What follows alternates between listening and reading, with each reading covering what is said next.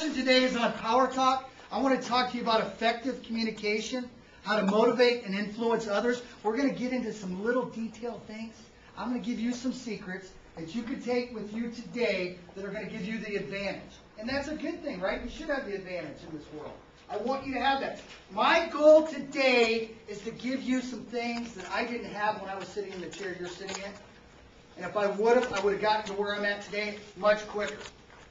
So that's what I want to talk about, Power Talk. Now, would you agree to be an effective communicator, you need to be a good listener? Everybody agree with that? Yeah.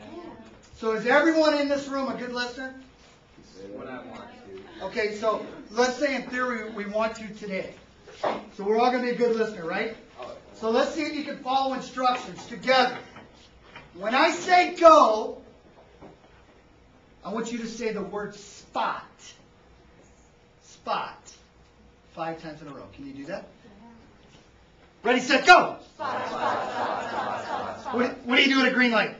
Go. Oh, crap.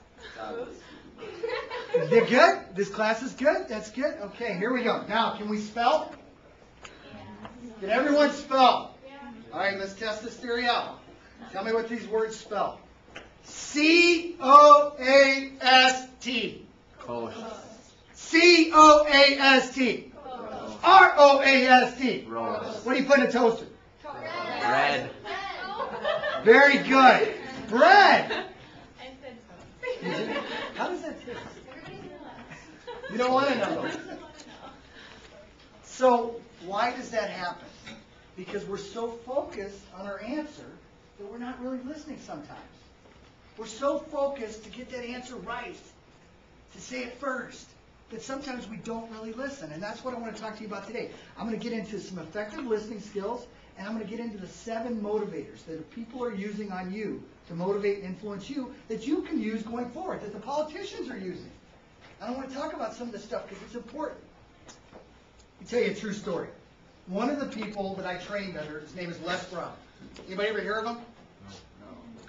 Les Brown is one of the top 5 highest paid motivational speakers in the world. He's great. He's phenomenal. You would love him. Okay? Les Brown was born in Miami, Florida. He was born in a vacant apartment building. In a vacant apartment. His mother abandoned him and his twin brother. She left him on the floor. He was found by a social worker who took him in and adopted by a 40-year-old lady named Mamie Brown, who was not married and had no kids of her own. She raised Les Brown. He went to school in Miami, Florida, Liberty City. Liberty City is one of the toughest towns there is.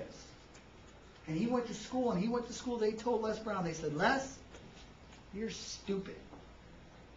You're mentally retarded. You're uneducable. So Les got conditioned to believe that.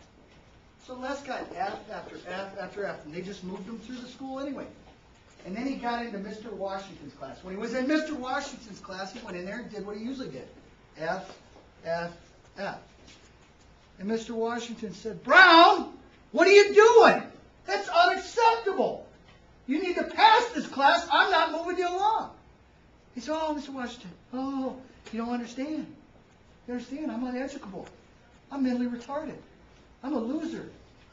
I'm a loser, Mr. Washington. He said, Brown, don't you ever allow anyone to define you. You can get an education. You're not retarded, and you're not a loser. So don't make excuses. Start hitting the books. Excuses don't win ball games. Results do. So Brown, start winning some ball games. So Les stepped up to the plate, got his high school degree, high school diploma, got through school, got in. Mr. Washington said, Brown, what do you want to do now? He says, I want to be on the radio. I want to be a disc jockey on the radio. He said, Brown, go down to that radio station and apply for a job. He said, Mr. Washington, I can't. I don't have any experience. He said, I don't care. Go down there and apply for the job. So Les marches down there and applies for the job. Mr. Watson, the radio station owner, looks at him and says, son, you don't have any experience. He says, I know I don't, but I want a job here. I'll work real hard for you. He says, get out. I'm not hiring you. So Brown left and went back. Mr. Washington said, go back tomorrow. So he went back the next day. Same result. What's the definition of insanity? Doing the same thing over and over and over, expecting a different result. But Les wasn't insane. He was going to get a different result. Kept going back. Finally, after 3 weeks, the guy goes, I can't take it anymore. You're hired. Sweep the floors and empty the garbage. That's all you're going to do here. Works there 2 years. Actually, they started letting him go to the airport and picking up band members and bringing them back to do interviews and stuff. So finally, 2 years goes by. It's a Sunday afternoon, and the afternoon DJ's sitting there. His name was Leroy Thomas. And Leroy's sitting there, and Leroy liked to drink booze when he did his DJing. And he's drinking real hard this day. Drinking so hard he passed out at the microphone. So Les sees him. He's like, oh my goodness gracious. So he calls the radio station owner, before there were cell phones. He says, Mr. Watson, Leroy's passed out at the mic. What should I do? He says, Brown, can you spin records? He says, yes, sir, I can. You spin those records, but don't you get on that radio. Just keep spinning them. I'm on my way there. About an hour's drive. I'm on the way there, Brown. Yes, sir, I got it. I said, Brown, don't you get on that radio. You understand me? Don't you do it. No, I won't, sir. I won't. Just keep spinning them. I said, I will. So I'll be there within an hour. Hangs up the phone. Waits about 2 seconds. Picks the phone up. Dials up his mother, Miss Mamie Brown. I said, Miss Mamie Brown! She said, yes.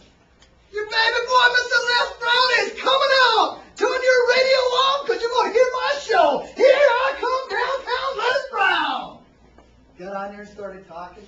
And the owner was mad driving there, but by the time he got there, he liked him. He saw he was great. He went on to become the #1 DJ in Miami, got hired away by a radio station in Detroit, which was a bigger market, went on to go into the state legislature, and went on to Chicago. He's done PBS specials. He had his own show on PBS. He's one of the 5 highest paid public speakers in the world. He's a multi-millionaire. So my message to you is, don't let other people define you. You can be anything and everything you want in this world. And if you're going to let other people define you, only surround yourself with the most positive, greatest people in the world. Because if you surround yourself with anybody else and you allow them to define you, they will pull you right down, and they'll do it every single time. Because you can be anything you want to be. And this stuff we're going to talk about today will help you. Effective communication. It takes just a second to come up. Now, there's 2 types of communication. There's expressive communication. Let me ask someone, what did you do this week? What did you do this weekend? Halloween. Halloween party. Great. How'd that go? Good. Cool. Now, we won't go into details, but expressive communication is experience, thoughts, and perceptions, right? You don't really have to think to tell me that. You know what you did. You just start to flow out, right? That's the most common form of communication. That's good. I'm not saying that's bad. What I want to talk to you about today, purposeful communication. It's designed to influence and motivate others. Is that a bad thing? No, right? Are the politicians trying to do this to get us to vote for them, right?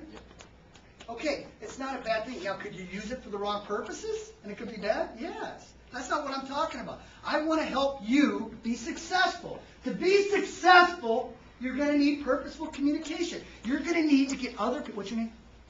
Tay. You're going to need to get Tay to take ownership of your ideas. If I can do that, then I will be successful. I can't force that on her. That's not going to work. But if I use purposeful communication, it will work. And that's what I want to talk about. Here's what you got to pay attention to. This is some powerful stuff right here. Look at this. 55% of effective communication is body language. What is body language? Movement. Where? Who said that? Good job. What's your name? Brian? Great job.